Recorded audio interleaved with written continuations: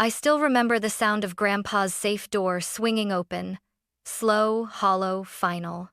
The velvet boxes were gone. The drawers were empty. $500,000 in cash and Grandma's sapphire necklace had vanished without a trace. The police said there were no signs of forced entry, but I didn't need them to tell me what my gut already knew. That night, my sister Harper posted a photo online standing in front of a brand new silver Audi, champagne in one hand, keys in the other, captioned, "New Beginnings."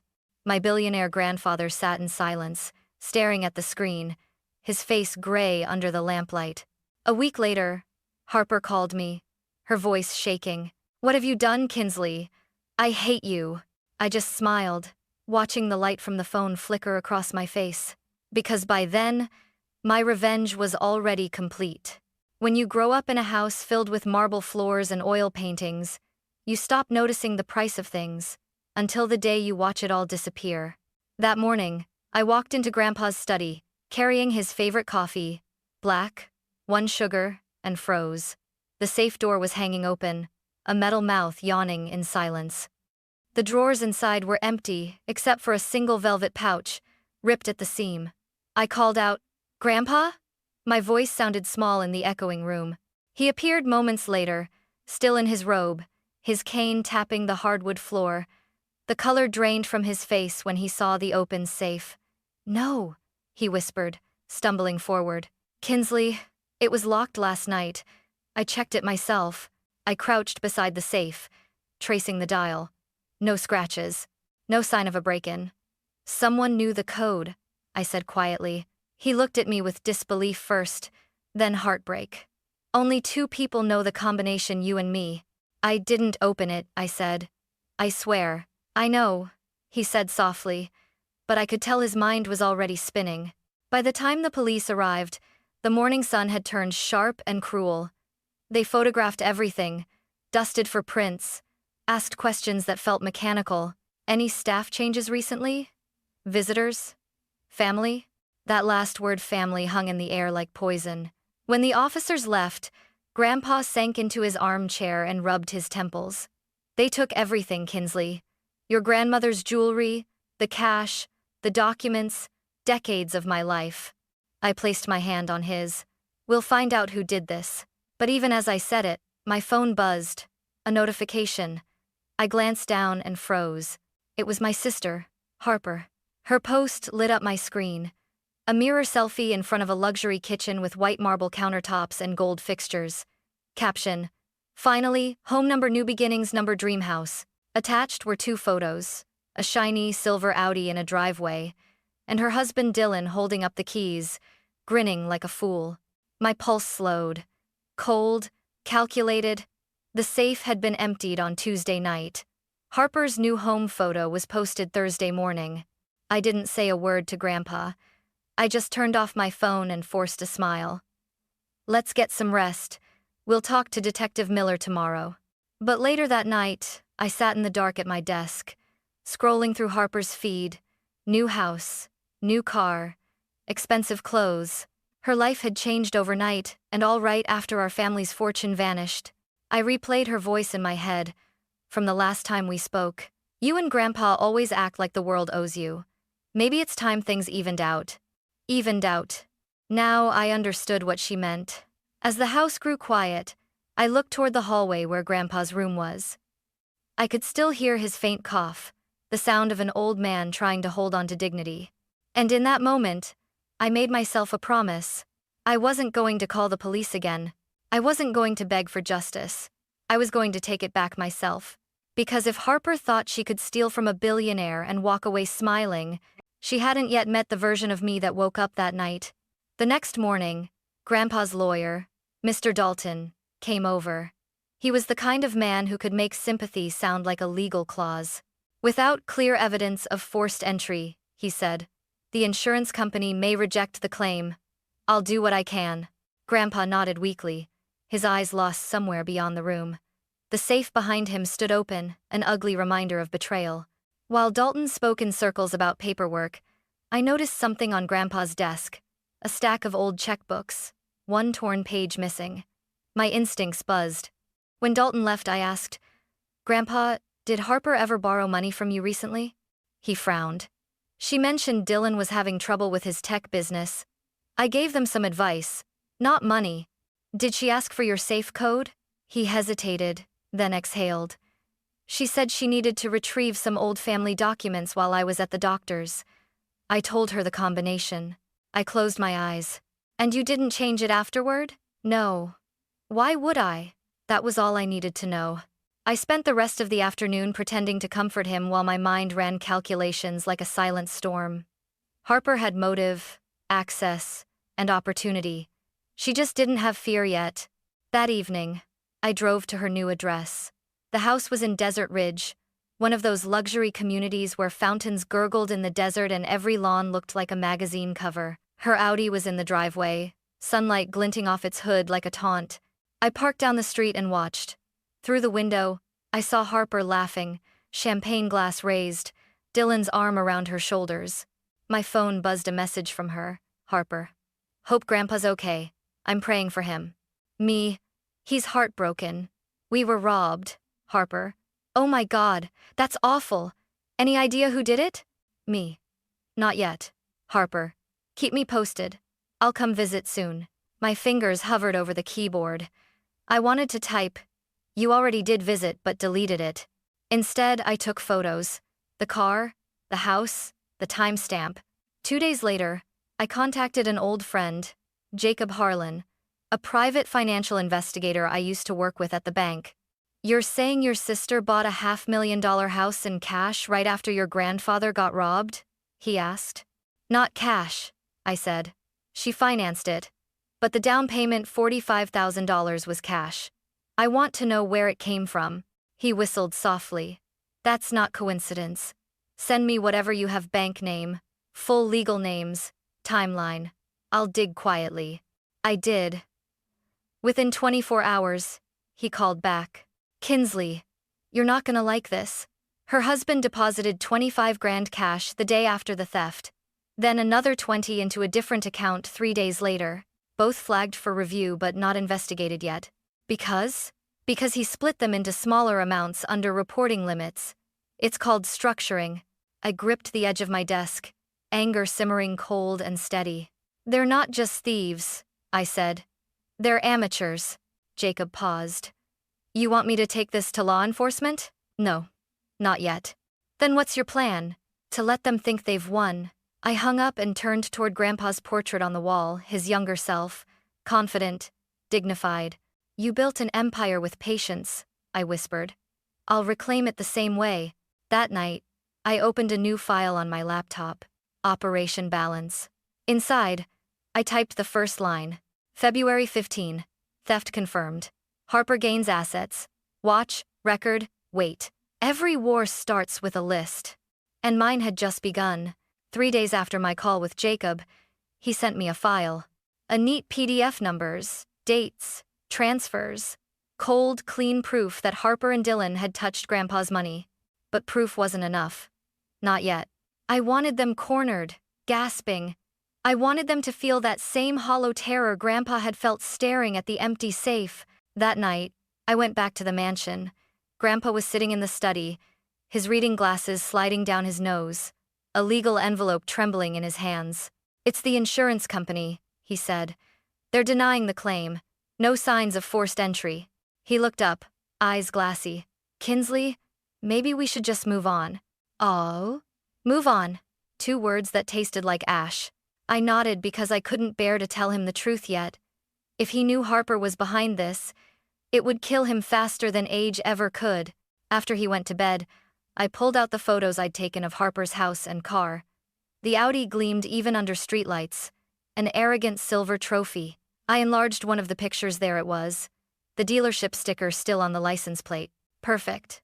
The next morning, I drove to the Scottsdale Audi showroom. The air smelled like new leather and lies. A salesman in a charcoal suit approached with a smile. Looking for something particular? Just browsing, I said. My sister bought a car here recently, a silver Q7, Harper Davis. His smile faltered slightly, then returned. Yes, I remember her. Beautiful car. Paid a good chunk in cash. How much? I asked, feigning casual curiosity. About 25,000 down. He chuckled. Wish more buyers were like that. I thanked him and left. My heart hammering, but my face calm. Outside, I took a slow breath. The timeline matched. 3 days after Grandpa's money vanished, Harper paid $25,000 cash for an Audi. 2 days later, another $45,000 cash for the house deposit. She hadn't even waited a week. Back home, I added new entries to Operation Balance. February 15, theft confirmed. February 18, Audi Q7 purchased, $25K cash. February 21, house deposit, $45K cash. February 25, mortgage approved. Underneath, I wrote, "The stupid always move faster than the smart." That evening, Harper called. "Hey sis, Grandpa's been quiet lately. How's he holding up?" "He's coping." "Good. I was thinking of dropping by this weekend." "Don't." A pause. Then that nervous laugh I knew too well. "What's that supposed to mean?" "He doesn't need your sympathy. He needs honesty." "Excuse me?" she snapped. "Are you implying something?" "No," I said, keeping my tone flat. "I'm saying timing is everything." She hung up. 2 nights later, I was woken by my phone vibrating. It was Jacob again. "Found something else," he said. Property documents showed Dylan's income at $65,000 a year. Yet he declared nearly $70,000 in cash within 10 days. No loans, no inheritance, no transfers. Meaning? Meaning they laundered Grandpa's cash directly. If the IRS ever saw this, they'd have a field day. I smiled in the dark. "Don't worry, they will." After I hung up, I couldn't sleep. The house was silent except for the ticking of the old grandfather clock, its rhythm sharp, relentless, like a countdown. In my mind, I could see Harper and Dylan laughing in their new living room, believing they were untouchable. But justice doesn't shout, it waits. And I was patient. Before sunrise, I drafted another list. This one had only 3 lines. Learn Arizona tax law, track unpaid property debts, make her pay in her own currency. When I finished, I shut the laptop, staring at my reflection in the black screen. For the first time since the theft, I didn't look like the grieving granddaughter anymore.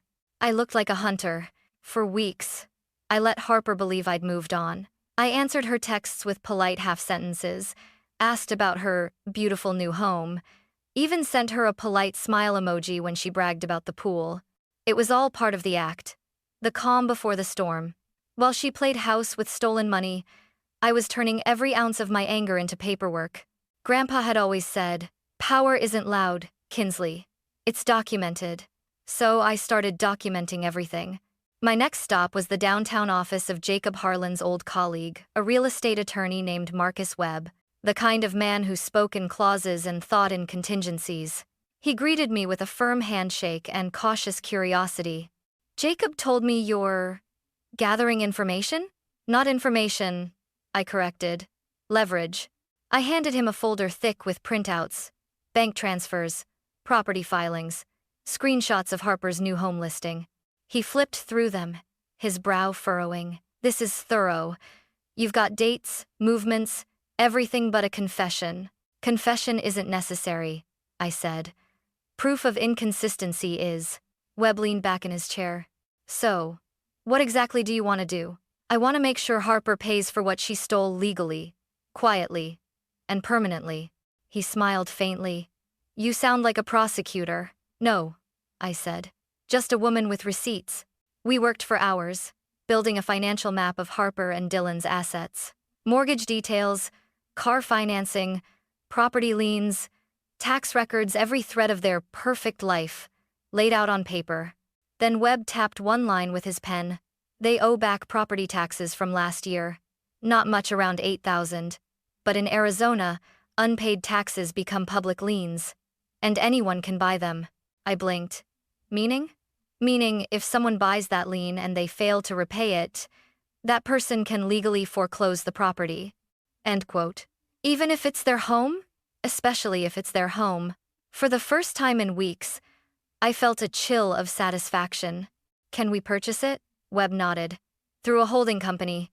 Keeps you invisible." "Do it." Over the next days, I moved like a ghost through the system Grandpa had once ruled. I used my savings money earned honestly to fund a new entity, Whitmore Holdings LLC. The name was bland, bureaucratic, and perfect. Webb filed the paperwork, and within 2 weeks, Whitmore Holdings officially owned Harper's tax lien. On paper, she owed me, though she didn't know it yet. But I wasn't done.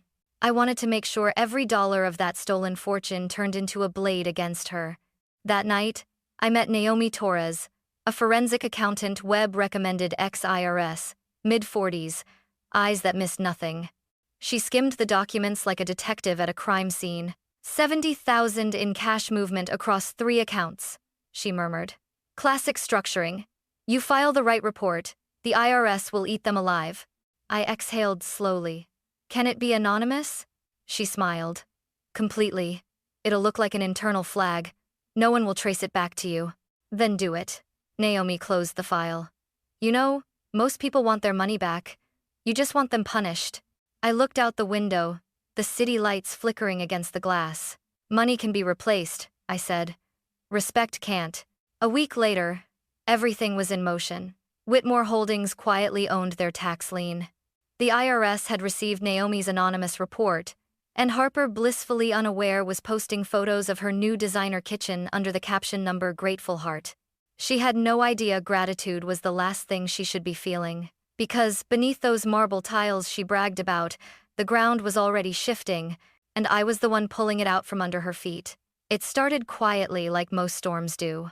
A letter, thin and official, stamped Internal Revenue Service, delivered to Harper's new house on a Wednesday morning. By Friday, she called me. Kinsley, she began, voice shaky but still trying to sound casual. You won't believe this. We got an audit notice from the IRS. They're saying we didn't report something. Oh? I said, pouring my coffee. What kind of something? Some ridiculous claim about unreported income. It's absurd. Dylan's freaking out. We have all our receipts. Cash transactions? I asked, cutting her off. Silence? Why would you ask that? Just a guess, I said lightly. Sometimes random audits look at cash flow. It's not random, she snapped, her calm cracking for the first time. It's way too specific. I'm sure it's just a misunderstanding, I said, my voice warm, my smile colder. The truth always surfaces eventually. She hung up.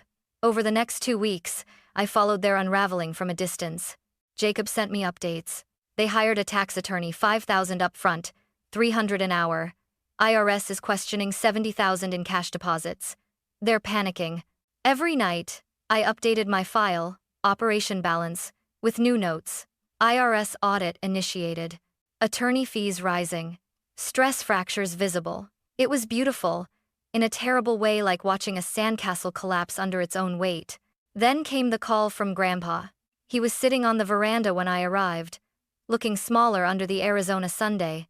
Harper called me, he said quietly. She sounded scared. Did she tell you why? She said the IRS is accusing her husband of fraud. She begged me to help, to lend them money. I stayed silent. Kinsley? He sighed. Family makes mistakes. We forgive them. Family doesn't steal, I replied. And forgiveness doesn't erase consequences. He looked at me for a long moment, sadness, pride, and something like recognition in his eyes. You've grown cold, he said finally. No, I whispered. I've grown accurate. By the end of that month, the numbers were turning against Harper. Jacob reported that their combined tax penalties exceeded $20,000. Their mortgage payments were late. Their car loan was underwater. And the IRS wasn't done yet. One afternoon, I received a message from Naomi, the accountant who had filed the anonymous report. Naomi, audit results in. They couldn't justify cash origin. Penalties applied. Total liability, $18,740. Due in 30 days. I almost felt sorry for her. Almost. That evening, Harper called again, her voice stripped of all confidence. They're going to seize our accounts, Kinsley. They froze Dylan's business card today. Do you know what that feels like? We're drowning. You should have learned to swim before diving into someone else's vault, I said softly. What? Nothing. I'm sorry, Harper. I really am. But you'll figure it out. She started to cry. The sound was raw, unfamiliar. The cry of someone who'd never had to face accountability before. You think you're better than me? She spat through tears. You always were Grandpa's favorite. Now you get to watch me fall apart. Is that what you wanted? No, I said calmly. What I wanted was honesty. What I got was theft. She went silent for a long time before whispering, Something's happening, isn't it? You're doing something. I'm doing nothing, I said truthfully. Justice is doing everything. After she hung up, I sat in the quiet glow of my study. The night was still, the kind that made every sound sharper, the faint hum of the refrigerator, the soft ticking of the clock. In the corner, Grandpa's portrait watched me. For a moment, guilt brushed against my ribs, light, fleeting, almost tender. Then I thought of the open safe, his trembling hands, his quiet shame. The guilt evaporated. The next morning, Jacob called again. You might want to sit down for this, he said. What now? The IRS just put a lien on their account for unpaid penalties. Dylan's trying to get a personal loan to cover it. All rejected. I leaned back in my chair, a slow smile forming. Good, I said. Let the walls close in. Through the window, the Arizona heat shimmered over the desert horizon. Somewhere across town, Harper was probably staring at another official envelope, hands shaking. But this was no accident. It was the calm precision of justice. And I had just pulled the trigger. The call came at 10:47 p.m. I was sitting on the balcony with a glass of wine, the city lights flickering below, when my phone buzzed violently against the table. Harper. For a second, I considered ignoring it. Then curiosity or maybe pity won. Kinsley, she gasped before I could say a word. We're ruined. Dylan's accounts are frozen. The IRS says we owe nearly $20,000. He's drinking every night. We can't sleep. We can't. Slow down, I said, though my pulse had already quickened. What happened? They said, someone reported us. Some anonymous tip about unexplained cash. It's all lies. They're tearing our lives apart. Then prove them wrong, I said, my tone even. Show them where the money came from. Her voice cracked. We can't. Dylan said not to worry, that he had it covered. But now, she inhaled sharply, as if realizing the truth mid-sentence. You think it was him, don't you? Harper, I said carefully. Do you? Silence. Then a single sob. I don't know. I don't know anything anymore. 2 days later, I got a call from the hospital. Grandpa had collapsed during breakfast. The doctor said it was exhaustion and stress, but I knew better. When I arrived, he was pale under the white sheets, his hands trembling when I took them. Kinsley, he whispered. Don't let this family tear itself apart over money. I squeezed his hand. It's not about money anymore, Grandpa. It's about respect. He tried to smile, but his lips barely moved. She's still your sister, he murmured. Don't lose yourself avenging me. But it wasn't about revenge anymore. Not entirely. It was about restoring balance. That evening, Harper showed up at the hospital. Her mascara had bled down her cheeks. She looked nothing like the glossy woman from her Instagram stories. Dylan was nowhere to be seen. She sat beside Grandpa's bed and stared at the monitors. He doesn't even recognize me, she whispered. He's tired, I said. Tired of lies. She turned toward me sharply. You think I did this, don't you? You think I stole from him, did you? Her mouth opened, then closed again. Her chin trembled. Dylan said it was harmless. He said we'd return it after the mortgage cleared. He said Grandpa wouldn't even notice. My voice hardened. You knew. I didn't want to know, she cried. I tried to believe him. I thought it was just a temporary loan. A loan? I laughed softly, disbelief slicing through me. You emptied an old man's life savings and called it a loan? Harper covered her face, sobbing. I didn't mean for it to go this far. You never do, I said quietly. That's how people like you survive. You build your comfort on someone else's ruin. She looked up, tears streaking her face. Kinsley, please, help me fix this. I'll do anything. You can start, I said coldly, by confessing to him before he dies. Her eyes widened. He's fading, Harper. And if he leaves this world thinking you loved him while you stole from him, that's on you. She sat there for a long time, watching the slow rise and fall of Grandpa's chest. Then, with shaking hands, she leaned forward and whispered, "Grandpa, I'm sorry. I made a mistake. I took what wasn't mine." His eyes fluttered open, confused, searching. "What did you say?" Tears streamed down her face. "It was me. I let Dylan talk me into it. I thought I'd make it right." For a moment, silence filled the room thick, suffocating. Then Grandpa turned his gaze to me. "You knew," he said softly. I nodded. "And you chose justice. You taught me that, remember?" He smiled faintly, then closed his eyes, whispering, "Good girl." Harper broke down beside him, sobbing uncontrollably. But I felt nothing. No triumph. No satisfaction. Just the dull ache of a wound too deep for victory. Later that night, in the hospital parking lot, Harper caught up to me. "What happens now?" she asked, her voice hollow. "You live with what you did," I said, turning away. "Kinsley, please, don't," I cut in. "You had every chance to stop. You chose greed." Her words came out sharp, trembling. "You think you're righteous, but you're just cruel." I stopped, turning to face her under the harsh fluorescent light. "Cruel?" I said. "No, Harper. Cruelty is stealing from the man who raised us. What I am." I stepped closer, eyes level with hers. "Is consequence." And with that, I walked away. 3 weeks passed after Harper's confession. Grandpa stabilized for a while, but his spark was gone. He rarely spoke, spending his afternoons staring out the window toward the desert. Every sunset looked like something he was saying goodbye to. When he finally drifted to sleep for the last time, I sat beside him in silence. He didn't leave behind a will that divided the estate. He left one sentence handwritten in his familiar scrawl. "Everything I built goes to the one who respected it." It wasn't about money. It was a message. And I would honor it exactly the way he would have wanted, with precision. 2 days after the funeral, Marcus Webb called. "Whitmore Holdings is officially listed as lien holder on Harper's property. They've missed 2 payments. You can issue a demand letter now." "Send it," I said. "How much do they owe?" $10,000, with penalties. Certified mail. Signature required." He hesitated. "This will destroy them, Kinsley." "They destroyed themselves," I said. 3 days later, Harper called. Her voice was brittle. "A company called Whitmore Holdings just sent us a letter. They're demanding $10,000 for unpaid taxes." "Is that you? Why would you think that?" "Because it's too perfect," she hissed. "First the IRS, now this. You're behind everything, aren't you?"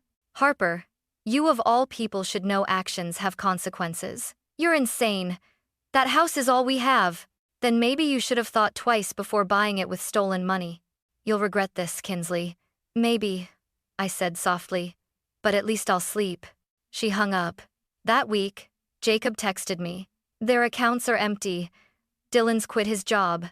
They listed the Audi for sale. Things are collapsing fast." At night, I would sit in Grandpa's old study now, my study, and open the thick folder labeled Operation Balance. Every page told a story.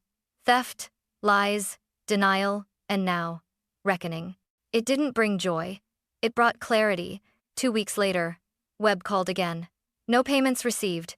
Under Arizona law, you can now proceed with foreclosure." "Do it. It'll take 30 days before auction is approved." "That's fine," I said. "Let them sweat." When the notice arrived at Harper's doorstep, she drove to my house that same evening. She didn't bother knocking. She stormed in, her hair disheveled, eyes red and wild. "You bought our debt? I know it's you. You shouldn't be here, Harper. You're taking our home. Grandpa's dead, Dylan's gone, and you're still not satisfied." "I'm satisfied," I said evenly. "That you finally understand what theft costs." She stepped closer, trembling. "You think this makes you powerful? You're no better than me." "I didn't steal," I said quietly. "I collected." Her voice broke. "Please, Kinsley, don't do this. I'll sell the car. I'll get the money somehow." "It's too late. You're my sister, and you were his granddaughter. You should have acted like it." She froze. The words hit harder than any scream could. For a moment, she looked like the Harper I used to know before greed had twisted her into something unrecognizable. Then she turned away and walked out without another word. On the morning of the auction, The courthouse steps were warm under the desert Sunday. 3 bidders stood in the crowd. I recognized none of them. Marcus stood beside me, papers in hand. Opening bid, $250,000, the auctioneer called. One bidder raised his card. I raised mine. Another followed. The bids climbed steadily: 260, 270, 280. At $295,000, the last bidder dropped his hand. Sold to bidder number 12, the auctioneer declared. Marcus turned to me with quiet respect. Congratulations. You own the property. I nodded once. Not yet. I'll own the piece after. When Harper arrived, the crowd was already dispersing. Her face was pale, her lipstick smeared. She clutched the foreclosure notice in one hand. You took everything, she whispered. No, I said. You took everything from yourself. I just wrote the ending. What do you want from me, Kinsley? My life? No, I said, stepping closer. Just your silence, and your memory of what happens when you betray blood. Tears welled in her eyes. I hate you. I know. She turned and walked away, shoulders trembling. Dylan followed, silent and broken. That evening, Marcus sent me the final paperwork. The house, the one Harper bought with Grandpa's stolen money, was officially mine. I drove there the next morning. The gate creaked open, wind whispering through the palms. Inside, the marble floors gleamed the same marble Harper had once bragged about online. I walked through every room slowly. The silence was heavy, but it didn't ache. It felt like closure. In the living room, I found a single framed photo left behind. Me, Harper, and Grandpa, taken on her 21st birthday. We were smiling then. I almost didn't recognize us. I placed the photo face down on the counter. Rest easy now, Grandpa, I whispered. It's done. As I locked the door behind me, I realized something. Revenge hadn't made me powerful. It had made me precise. And sometimes, precision is the only language justice understands. The house was sold 3 weeks later. A young family bought it, a couple with 2 small children, and that brand of hope only people untouched by betrayal can carry. When I signed the final paperwork, Marcus said, "You made a clean profit. After legal fees, you still gained nearly 100,000. I didn't do it for profit," I replied. He smiled faintly. Then why did you do it? I looked out the window, the Arizona sun blazing gold across the horizon. Because some debts aren't paid with money. They're paid with peace. He nodded, like he understood, or at least didn't need to. A month later, I visited Grandpa's grave. The headstone was simple, just as he'd wanted. Arthur Whitmore, 1938, 2025. Integrity is wealth, no thief can touch. I knelt and brushed a few fallen petals from the marble. The desert breeze was warm, carrying the faint scent of rain that never came. It's over now, I said softly. Your legacy's safe. For a moment, I could almost hear him, that slow, steady voice that had guided me my whole life. Be patient, Kinsley. Justice has a longer memory than pain. I smiled, even as tears burned behind my eyes. Later that afternoon, I saw Harper. She was working at a cafe downtown, wearing a faded apron, hair tied back, hands trembling as she handed change to a customer. When she saw me, her face paled. She froze, coffee cup halfway to the counter. I walked over slowly. "Hi, Harper. What are you doing here?" she whispered. "Getting closure." "You got it already," she said bitterly. "You took everything." "No," I said quietly. "I gave it back to who it belonged to." Her voice cracked. "You're happy now. I'm broke. Dylan left. Everyone thinks I'm a thief." "You are one," I said.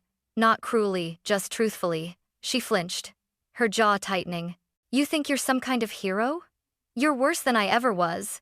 At least I didn't hide behind the law." "The difference," I said softly, "is that I didn't need to hide." We stood there for a long moment, 2 sisters separated by choices neither could undo. Then I stepped back, leaving a folded envelope on the counter. "What's this?" she asked. "Closure," I said again. "It's the deed to what's left of Grandma's cabin in Prescott. It's yours, if you can keep it this time." Her eyes widened, confusion flickering into disbelief. "Why?" "Because Grandpa wouldn't want you homeless. And because revenge stops here. Before she could answer, I turned and walked away. Driving back through the desert, the sun was setting behind the red cliffs, painting the sky in bands of fire and violet. For the first time in months, I felt still. I thought about everything that had happened. The investigation, the deception, the letters, the quiet nights waiting for justice to turn its wheels. Revenge hadn't made me happy, but it had made me whole. Harper would live with her guilt, I would live with my conscience, and Grandpa's legacy would live untarnished. That night, I opened my old laptop and scrolled to the top of the file, labeled Operation Balance. At the very end, I typed, Final entry, the 28th of August, 2025, justice completed. Family fractured, integrity restored. Sometimes the cost of peace is loneliness, but peace, unlike wealth, can't be stolen. I saved the file and closed the lid. Outside, the desert wind rose warm, endless, alive. Somewhere in the distance, thunder rolled, soft and distant like a closing heartbeat. I poured a glass of wine, stood by the window, and whispered into the night, You were right, Grandpa. Respect is wealth. The storm broke over the desert, lightning flashing in the dark, illuminating the hills where the Whitmore name still meant something, not because of the fortune behind it, but because of the woman who refused to let it be stolen.